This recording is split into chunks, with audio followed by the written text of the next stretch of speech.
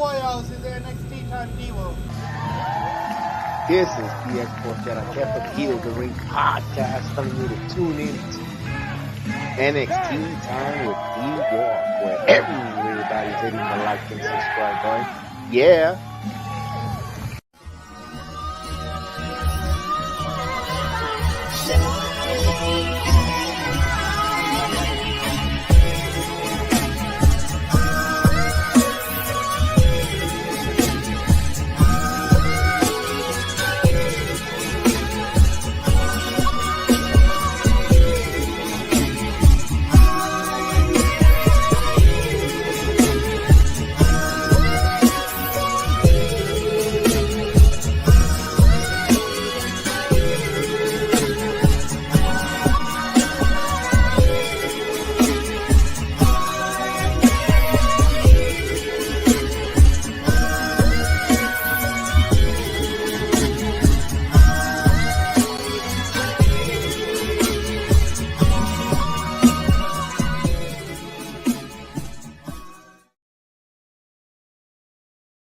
Yo, what's going on?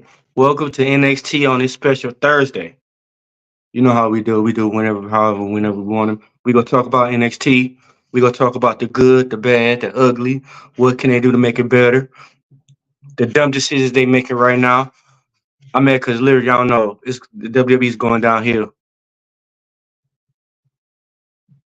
Really downhill, like suck. I don't know what they're doing. Like, it don't make no sense. It's we can start off with the matches, and then at the end, we're jumping into the the rumors and everything that's going on now. Now, the first match we have is a tag team turmoil match to see who go challenge the tag team champions, Axiom and Fraser. That's if they still champions. But we had Idris in off, and Malik Blaze started off against the New Catch Republic that came out first. So they wrestling. I mean, the match is pretty good. I mean, I really did like this tag team turmoil match. It was pretty good. It was pretty interesting. It was nice to see new people wrestle and get their shine in. Like I said, what I thought about the end match, like I didn't too much care about the ending of the match, how it happened and nothing. I mean, I'm just like,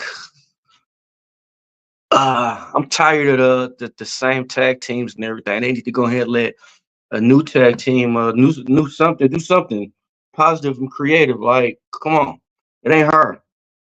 But new catch, they beat Idris Enoff and Malik Blade. Apollo Crews, he came in and distracted the LWO. Apparently, they had a tag team match in there. Like I said, long story short, Chase University was the last one to come in there, and Rich Holland, of course. I think all of them go heel. I don't know what's going on. Look, it's looking like they going heel because more and more, like every time Rich Holland helped them win, it's like the more and more they accepted it. And I just can't see my Chase University going heel. I don't know how would they be a heel. Like, what would be their motive or like they heel gimmick? Like, cause they gonna have to change it. Like, they gonna have to do like a dropout.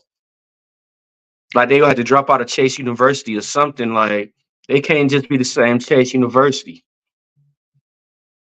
But we got Chase University picking up the W after Ridge Holland helped them win. And now they get the chance to wrestle the tag team champions, the NXT tag team champions at Heatwave. What's your thoughts about it? Who you think gonna win? You got Chase or you got Nathan Fraser and Axiom? Who you got? And Bleacher Report. Bleacher Report's way too nice. They gave it a B. Invisible Man. What you think? Ladies and gentlemen, give me a second. Oh, okay. Now, thank you for watching. Make sure you share this on Twitter and YouTube and all that jazz and on Facebook. The beginning of the match between the New Catch Republic and Adele or Blade. Yeah, yeah. It was a good match. Like that, I can say I watched that part. New Catch Republic. My girlfriend was gonna skip this, and I'm like, wait a minute, is that fucking the Bruiserweight and Pretty? I was like, hell, I'm gonna watch this match. I want to see what's up. So I thought when I saw that they were gonna murder the starting tag team, but I like them because they reminded me of the Street Profits. But if both of them were good, both of them were athletic. Yeah, I was like, okay, instead of one being chubby. Sorry about that, but that's how it is. You know. On top of that, after that, Apollo Crews came out and all that stuff. I kind of skipped to the end and saw that the university won. And I was like, all right, that's kind of okay. And they're gonna fight Axiom and everything else, and it kind of makes sense story-wise once we get later in the match. But I didn't like that they won. I mean, in the storyline wise, it makes sense, but I don't like it honestly. I gave this whole tag team thing like maybe I don't know, maybe a C-. Yeah, because it was other than the two starting tag teams, which I did love. Yeah, that's it. Honestly, because I didn't like the one that came after it because they were both green. The LWO, they were green with the New Catch Republic, and like that didn't make no damn sense. Y'all didn't talk in the background and say, "Hey, we both got the same clothes," or "Y'all we need to figure it out," or something. Nope, not at all, not at all. It's okay. That's on you. So Chase University. So if they go heel, they're gonna have to like drop out of Chase University or something. They can't be the same ones heel. They can go heel. I mean, they can. I mean, they shouldn't, but they can. So that's a thing. Because it's like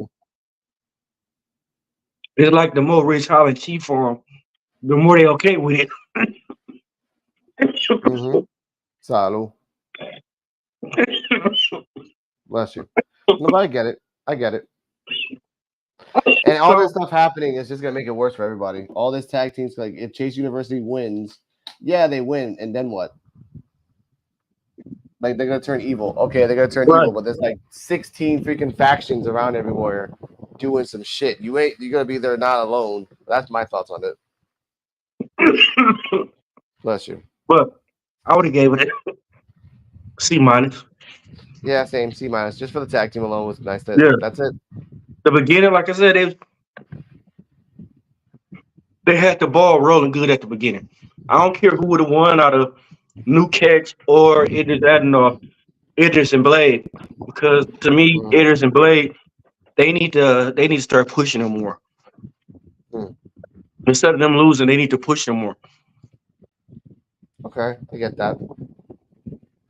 And like I said, then the match ended up so shitty. Like, why do it always got to be interference or cheat? You know, back in the day, wrestling used to be who winner, loser. Like, how is it where they got to do DQs or interference for another team to win? What happened to wrestling fair and square? Every match can't be a dirty match. That's true. Then, yeah, I agree. And then our next match, we got Ethan Page, Shawn Spears make their cases for the NXT Championship shot. Honestly, I'm tired of seeing Ethan Page because it's like his second time you getting a title shot. Why? What's up with Shawn Spears, man? Shawn Spears is good. Why Shawn Spears? I'd rather see Shawn Spears than Ethan Page. But they get into a debate on who should challenge for the title and everything. And to me, it's getting dumb. It's getting real dumb. They making Trick look weak. Like it's stupid. So that segment, they gave that segment a C-. Yeah. I would have gave it an E. For enough. E. Like the segment was trash. How Trick William came in, and what they trying to do is do a fatal four way match. And I still don't understand how you lose twice and you still getting title shots. That don't make no sense. Let the other person come up. You're Like right. They're not. they ranking scale is so broken. What happened to okay, you the number one contender. What about the second? What about the third? What about the fourth? What about the fifth?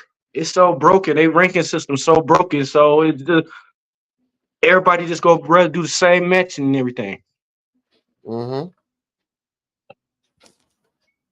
It don't make Sad. sense. It's sad. Like I said, this was not a great match. I saw it. Sean Spears was doing his thing, and it's just a reminder that you just can't give two people a match. You can't get Trick Williams and the other guy just a simple match. You could have just had that for Heat Wave. It would have been done. You would have had a killer match. Like Ethan Page and Sean Spears would have been involved at the end of Heat Wave, obviously, but it would have been a great match nonetheless. Trick would have won. It would have snuck it in, and then you would have done a part two. But now you want to do four people. Really? You went from Ethan Page that he lost fair and square. He lost by his own ego. Yeah. And now you bring him back again. And Sean Spears just being Sean Spears. Like he's becoming 2016 Sean Spears where he gets put in the matches just because. Yeah. The next they'll make his old gimmick come back at the perfect 10. Yep. But they did mention the passing of Roman Reigns there, Siko Noah. Okay. They, RIP. RIP. Also, if we talk about RIPs, RIP to the singer of Crazy Town, the song Butterfly. He just died on Monday. Wow, how old was he? 49. Damn, he was young. Yeah, but drugs and bad decisions. Ladies and gentlemen, I'm not going to give him my condolences. Look up his history. He wasn't a good guy in the slightest. So just RIP for the guy who made a song that was just literally a one-hit wonder. So that's what and also this guy got confused with a lot of people. Not RIP Bill Cosby, but RIP Bill Cobbs. So RIP to him. Yeah. We had a couple of celebrities die this week. Yeah. That's crazy. Next match, we got Wesley, my guy, Wesley versus Joe Coffey with Gallus. Yeah. Ringside. I like Wesley. I mean, like to me, his mic skills need to get better. Well, his mic skills is his mic skills better than a lot of them. He could wrestle. Yeah. Like he real agile. Like it's like I really would have loved to see Wesley and Ricochet as tag team partners. Yeah, I'll give you that. That'd have been crazy. That would have been crazy. Yeah. Two dope high flyers, and they could do anything. Oh man, that'd be crazy. They wouldn't know what to do with them. But how did you like that match, the Wesley match and Joe Coffey match? It was an okay match. Let's say it like that. Wesley is on the rise to something, and it's pretty cool.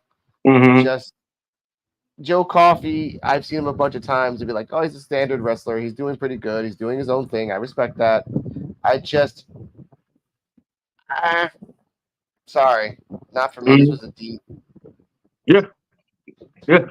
I mean, Wesley has Wesley's career. He had banger matches. I don't know what they doing with him now, because he had a lot of good matches. A whole lot of good matches. So we got Wesley picking up the W.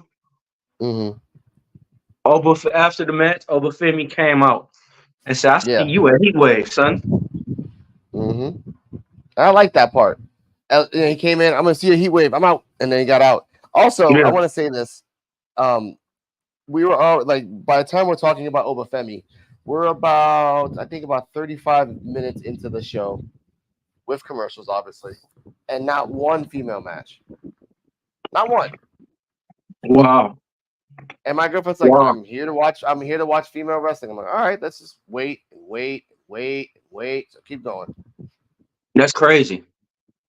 What's going on with that picture right there? What, like I said, to me, it seemed like they got sixth graders. They got sixth graders writing these storylines. That's right. It bothers the shit out of me. What you think that grade was for the Wesley and Joe Coffey match? Could be. Again, Wesley can go. Wesley is a good wrestler. Joe Coffey's a solid wrestler. It was just a nice, normal match. B minus, C plus at the most. That's what you gave it a C plus? Yeah, C plus, B minus. Let's say it like that. They gave it a D plus. Well, they're fucking assholes. Sometimes they are. Yeah. I mean, I would have gave it like a C minus. Why? Why is this next match for the Heritage Cup title? Tony D'Angelo versus Nathan Frazier. Why? Okay. Now, wait. Now, I saw this match, and ladies and gentlemen, let's just get to what happened, and then we'll get back to this. That window just open right now for Nathan Frazier. Oh no! Frazier got caught again!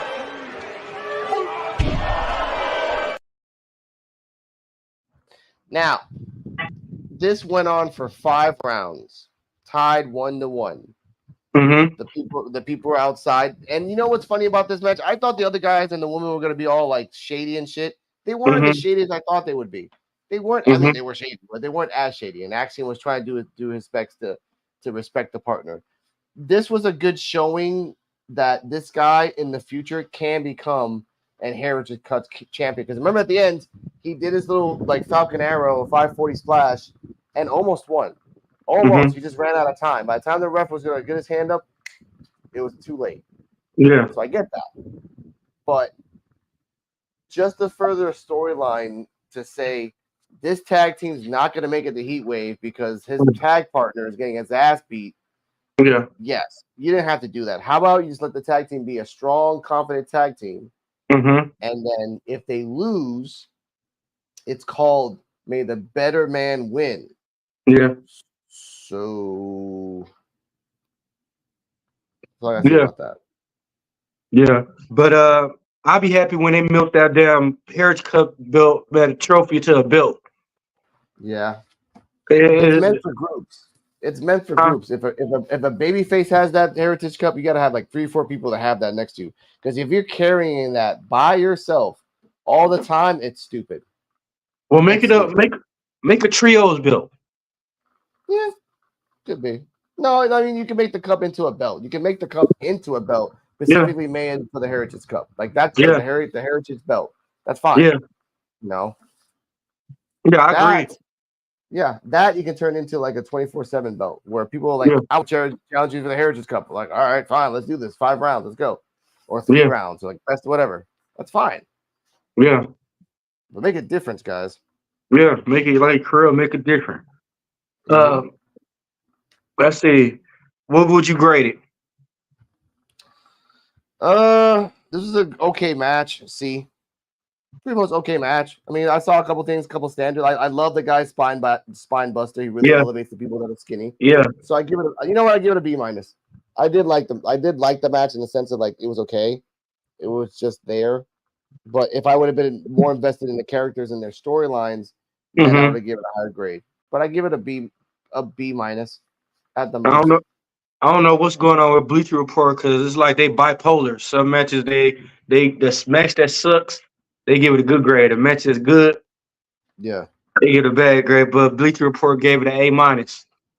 This month, like it was a good solid match, not an A minus match. I was thinking like maybe a B minus. They trying to say it was a 5. They trying to say it was a 5-star match. Yeah. No, but at the end we got the Tony D'Angelo retaining. Yeah. That ugly ass trophy. Yeah. After 5 rounds, tied up, he won at the end. Yeah, I didn't. Yeah, that was dumb. Like what I didn't get after he, like, you remember last week when he Last week he wrestled for he defended it. Yeah. He won 2 falls, and that was it. Mm-hmm. This week he won 2 falls straight, and they still went on with it. Mm-hmm. That's done. They don't know what. Yeah, they need to make up their mind on what they're gonna do about the law, the time limit and all that. They need to get that right. It's a lot of time. That's why I didn't watch the whole. I watched the match, ladies and gentlemen, but I skipped a couple parts because it's very long. You're basically watching a 15 to 20-minute match, depending on the storyline of the person that's going after the Heritage Cup. So most likely you're guaranteed to get a 10-minute match. So you're fucked. You're fucked. You're sitting there and you got nothing to do but watch a 10-minute match on something that's based on a decision that's been in the back. All right. Yeah. Whatever. Next match we got Crybaby Roxanne Perez versus Carmen Petrovic. Mm-hmm. What you think about that match? That was a cool match. I did like the other person's style. I did also. Okay, first off, she has a nice little style, but she's very. Okay, she's very. How do I say it without disrespecting her? She's scared of doing those moves to another player. Let's say it like that. Because every time she was doing those weird karate moves and all the other moves, she would barely do them and kind of tap you a little bit. I'm like, come on, that's not even my girlfriend saw it, and a couple moves that she did, my girlfriend's like, what the fuck? That wasn't even real at all. That was kind of bullshit there, However, Roxanne Perez using her counter abilities and countering every little kung fu move that she did was pretty cool. Lola Vice at least acknowledging this, the not Roxanne Perez, but the other one is a good fighter. I respect her martial arts, so I like that. And she did say a lot of curse words in Spanish that I guess NXT didn't really want to bleep that, but okay, that's cool. Otherwise, standard Roxanne match. In terms of the match, I would give it a standard. Let's see, because of a lot of botching, like a C. Yeah. A lot of C. Like what happened after. You can talk about that. But what's your grade? What's your grade? What's your grade of the match in general? I say a D. Damn. I mean, it was a lot of botching. It's a lot, not on Roxanne's part, but on the other one's part. She was really scared. Yeah. Bleacher Report gave it a C-, but what happened after the match, Invisible Man? After the match, well.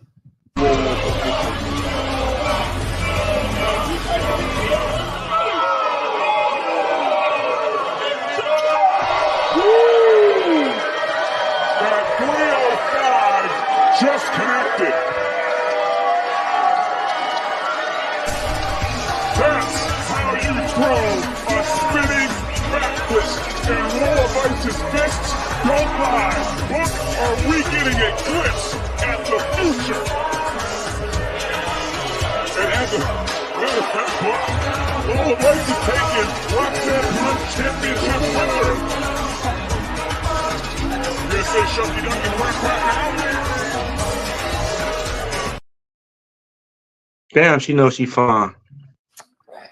I don't like her because she looks goofy for me. And she's gonna lose. Yeah. You know why she's gonna lose? And I told this to my girlfriend, she didn't know this. You know this more than anybody. One of the things that you don't do is grab the championship title unless you've earned the championship title. Yeah. If you grab it or steal it, 4 out of 5 times you lose. Always. There's been some times where you steal a belt and you win. There's been some times where you've won. But this is automatically saying your cockiness is going to be your downfall. Because throughout the whole match, by the way, throughout the whole match, she was talking about, I beat Shayna Baszler. You know, what do you think about that? She's using that as a hubris to screw herself over, I think. And I think that's what's going to be her downfall against Roxanne, because she's probably dancing it up. Once you dance, all you got to do is bend your ass over. And Roxanne's first special, that's it. That's all she needs you to do, is to bend over. That's it. She might trick you to twerk. Twerk. Okay, yeah, I'm a Latina. I'm going to twerk. Well, dumbass, bop. You're fucked. So who do you see beating Roxanne Perez? So Ruca. Soul Ruca. It has to be Soul. It has to be Soul. Soul's the only one that's a counter wrestler as well. She's the yin to her yang. No one else. There's like 6 blonde girls in the back. There's no one else that can be like, No, you're right. I wonder how they go. I wonder how they go use Jada Parker. I wonder where she go fit into this. In the lingerie section in Marshalls. That's what the fuck she's gonna sit in. That's it, dude. That's all she's ever gonna do, even with a new hairstyle. But let's continue. I thought she was nice until I seen her hair fall on the ground. Yeah, that's what I mean. Told you, man. Joe said it. Damn. Our next match, we got Damian Kemp versus Tavion Heights. What you know about this Tavion Heights? Up and comer newbie, not bad. Little, not that polished, but potential. Very loud, but it's your debut. You gotta show it off, really. So I give that's it. So what kind of role you see in the no quarter catch crew?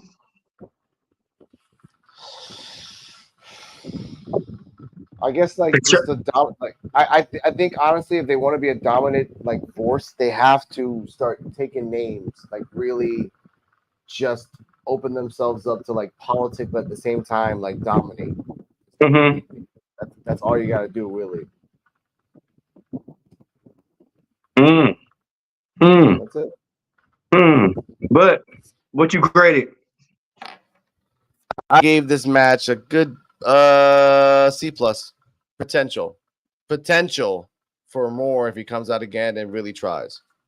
I give it a C-, but Bleacher Report gave it a C-. But you have the new upcomer Heights. He beat Kemp by pinfall, and he earned a place in the no quarter catch crew now. So how that's gonna go? So you got Kemp arguing about it, but then you got my man who he earned his spot in there. How's they gonna go? They ain't even go get along. What's gonna go with that?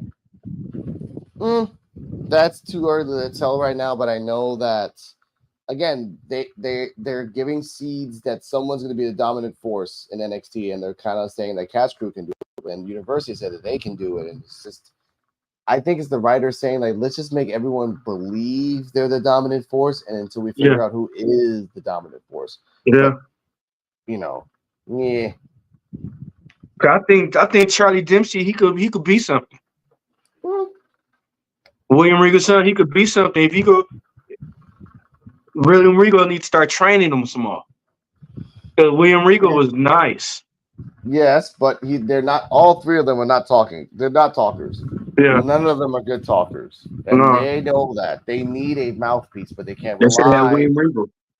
They should have William Regal, but he just got out of that from the AEW to be with his son. He wants to train with his son. He doesn't want to be the manager for his son, because then his son can think of like, oh, I'm only famous because my dad. Like, no, you want to be famous by your own, so you're gonna have to become a group and kind of like do that. Do something. Yeah, I don't want to end up like that whack ass draft that happened, LeBron and Bronny together. Yeah, all the times. Our next match, we got a #1 contenders match with one of my favorite female wrestlers, Soul Ruca versus Ariana Grace. Yes, great match. Yeah, it was a good match. I was happy. I mean, like I said, I always enjoy watching Soul Ruca wrestle. Yes, like she have a lot of talent and she got a lot of potential. She could be one of those. She could be a top female wrestler soon in the future. Yeah. In the future, she could be, like I said, I could see her hold all the belts. Maybe like 5 years down the line, once she kind of refines her special, because that Soul Snatch is gonna have to be refined in the next 5 years, so you don't fuck up. She has a bad knee, remember? Yeah, a really bad knee. Those are tricky. People that are high flyers like her, have a tendency to kind of do stupid shit, and then the knee gets fucked up. Yeah. So you're gonna have to you're gonna have to like learn from Randy Orton and learn how to do that soul snatcher without really doing that flippy. I mean, you can still do it. Just gotta figure it out. Yeah. Like how often Kevin Owens do the pop-up power bomb now? Yeah, you could, but it's gotta be on. It's gotta be on a very like light wrestler. But Yeah. the reason we talk about Sol Ruca special is because of this. And you gotta wonder if the emotions I talked about get into these two women because they know what's on the line. That championship matchup at Heatwave, that golden moment. Sol Ruca said, screw it, I'm just gonna go for the home run. Soul Snatcher, and Soul rides the way to Toronto. Here is your winner, Sol Ruca.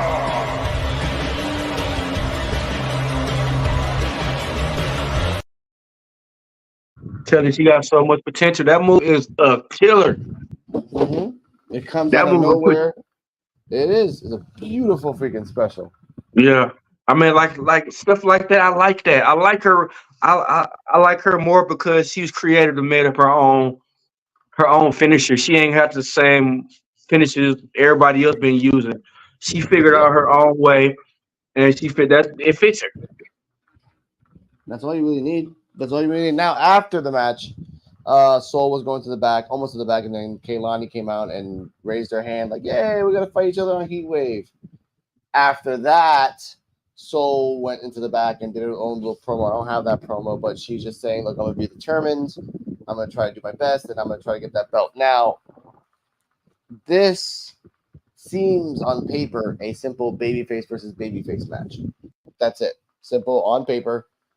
Now, do you think this will, and if everyone down watching on Twitter and on YouTube and on Facebook, leave your comments down below. Do you think Kelani is going to do a chicken shit heel move to win the belt? Yeah. Yeah. Because she gonna keep that belt at all. It's like she gonna try to do what Roxanne Perez been doing at all cost. Now, the question, isn't it a little too fucking early? Because she just got the belt like 3 weeks ago. Yeah. You just got it.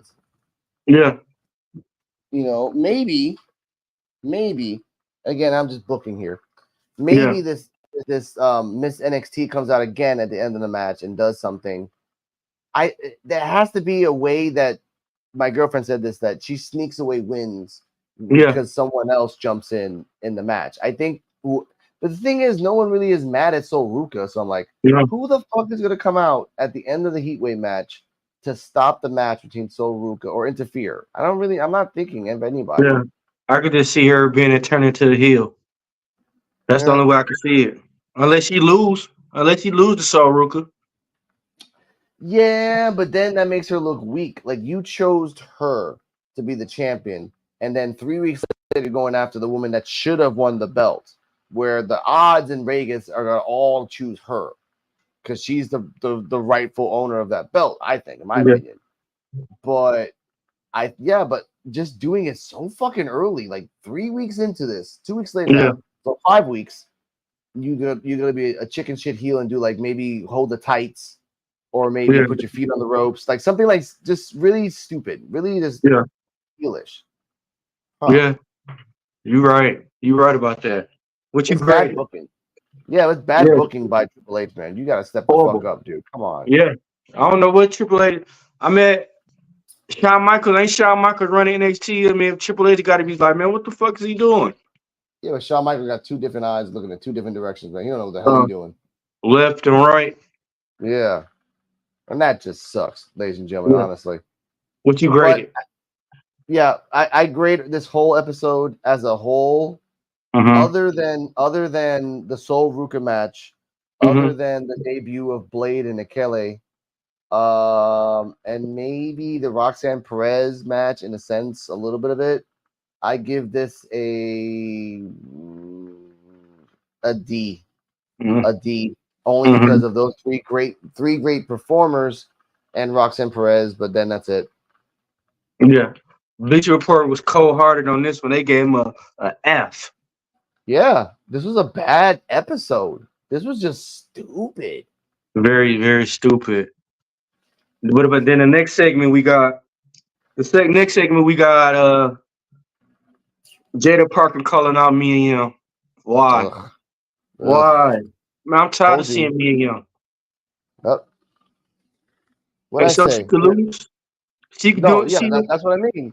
That's what I mean. What I said, they're gonna do a fucking hardcore match because they're just gonna keep doing this, thinking this is Dijak versus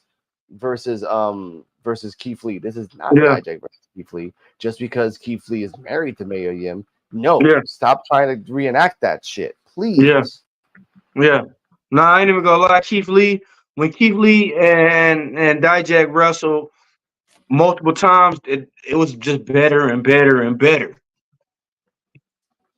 Yeah, it's just I don't know, man. What do you rate that segment?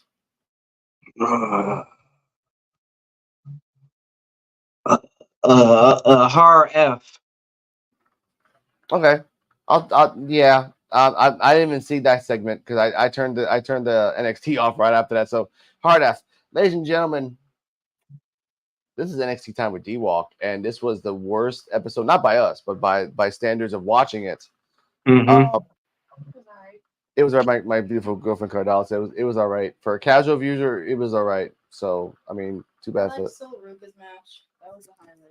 that's it. Still Ruca and Roxanne Perez Mhm. highlight this match.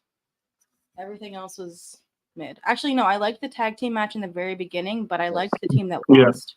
So Yeah. KLA and Blade. That's literally what I said. KLA and Blade were the only two Yeah. things. Like I said, I wish if they push them, Yeah.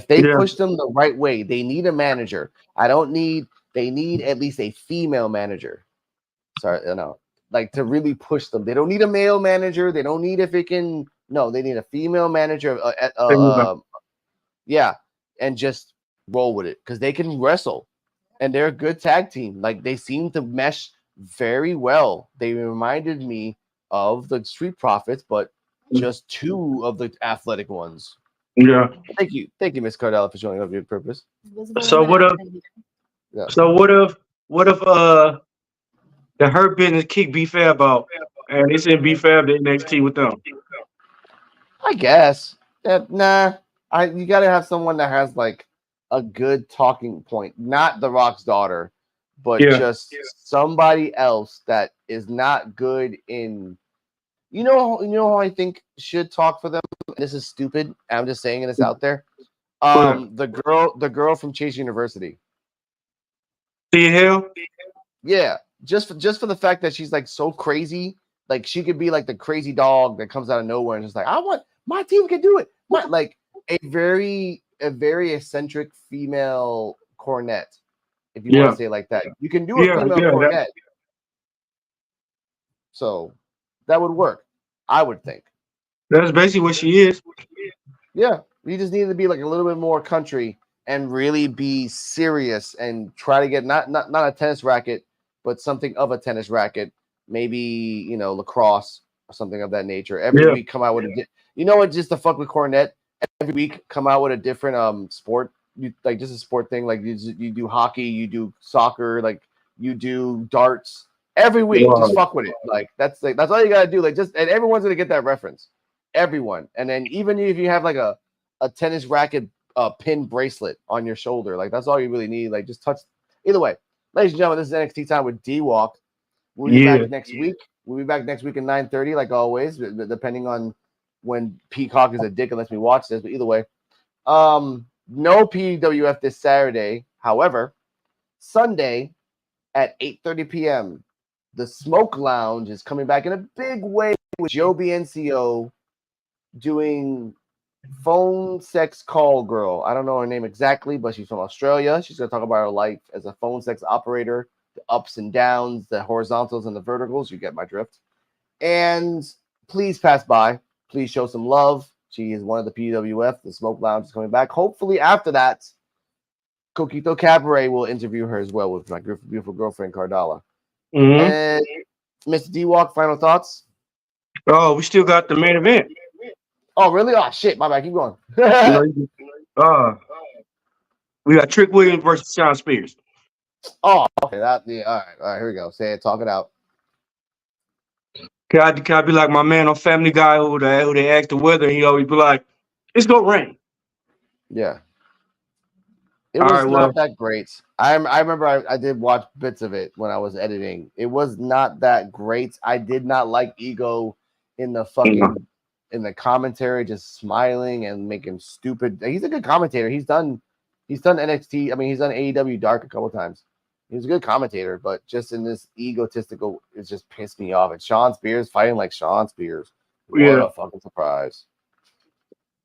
You know. But we got Spears picking up the win by pinfall because Ethan Page interference, multi interference. Now Bleacher Report was nice. They gave him a B-. Because it's the main event and they want to be nice to Trick. That's the only reason. Yeah. That is the only fucking reason. Yeah, that's why. But it ended up after the match. Ethan Page came in. Javon Bell came in. They all got into a brawl. The belt was laying in the middle. The middle of the ring, you had everybody on each corner looking at the belt. This country was founded on. Yeah. That was dumb. Overall, I give it a D. I give it a D. It was dumb. It was real dumb. And then breaking news, Dijak is no longer part with the company. I could see Dijak going anywhere and killing it. What if he go back? I mean, like Keith Lee hurt. What if when Keith Lee get healed, they do a banger match if he go to AEW? Yeah, and him and Keith Lee, but again, he has to wait the 90-day no complete cause. I mean, he quit, and they let him go if this is real. No, his contract over. They not resigning him. They not resigning him. Oh, it's good. He can come to AEW for a little bit. Yeah, he can come for a little bit, have some fun. I would like that. Can see him, and I could see him being champion too. Yeah, I could see him having the international belt. I could see him having a couple of belts. He might be able to get the AEW belt. Maybe. Okay. I respect that. Okay. Again, it wasn't a great match for me. It wasn't a great match for me. I was okay. I've seen Trick Williams fight. He wasn't really into it. It was the standard ending that wasn't that great. So I'm like that. I mean, they making Trick Williams like a paper champ. They making him look weak. They got Trick Williams looking weak as hell. He wasn't like Carmelo. Yeah. He wasn't like Carmelo because Carmelo could hold his own. It seemed like every time Trick wrestled, most of his matches, it either got to be interference or somebody helping him. Well, real champion, bro, to me, like they fucking up the champion thing. Champions are not supposed to have help or nothing like that. It just make you look weak when you have somebody come in and help you. Yeah, because that's just showing that you don't want to do it yourself. No, at all. And that was the main event. Weak as hell. I'm so disappointed in this episode. It was one of the worst. I have to say that it was not one of these. It's not one of the best, except for the Soul Ruca match. And like my girlfriend said at the beginning of the tag team turmoil, that's it. That's it. Nothing else was good. And that went down. Before we go, look at this. We got 2 comments from 2 people who knows it. Oh. There we go. We got Ni Hao, Xi Jinping. Hello. All you have to do. Thank you for that, sir. Hope you pass by next week. All right. Let's get out of here. Let's get out of here, sir. Yeah, take us home. Thank you for coming to PUWF. See y'all next week. Nope.